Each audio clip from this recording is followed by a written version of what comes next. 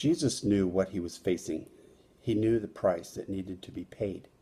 He knew what it would mean to stand in our place.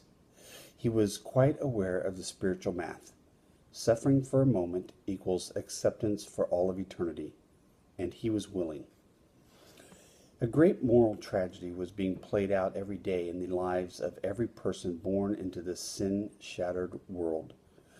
Unlike anything else, God had created human beings in his image and for intimate, loving, and worshipful community with him. A relationship with him was to be the deepest, most influential motivation in their lives. It was meant to shape every thought, every desire, every word, and every action.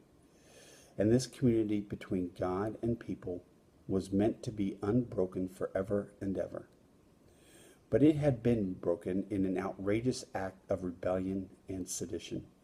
Not only had Adam and Eve stepped over God's clear boundaries, but also they had quested for his position.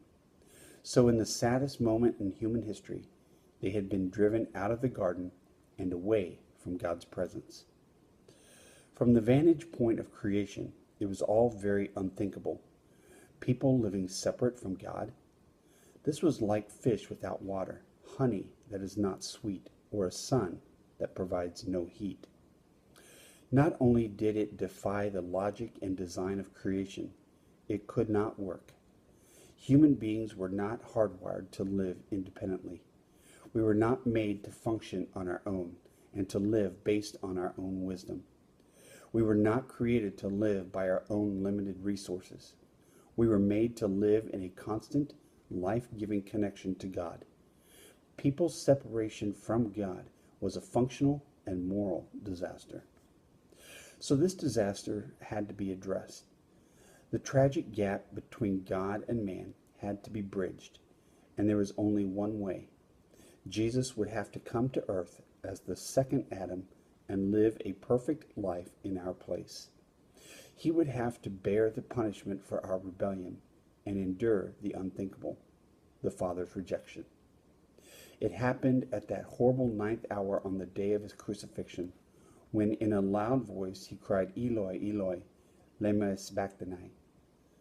My God, why have you forsaken me? Mark 15:34. This was Jesus' most painful moment of anguish as he took on himself the tragedy of our separation from God. This moment really was the epicenter of the Christmas story. It was why Jesus came. It was why the angels rejoiced at his coming. He came to be the temporarily separated Son so that we can be the eternally accepted children of God. Now that's a story worth celebrating. Today's scripture reading is John 12:27 through 36. And the thought for the day. Jesus faced separation from his Father in the here and now so that we would know the Father's acceptance now and for all eternity.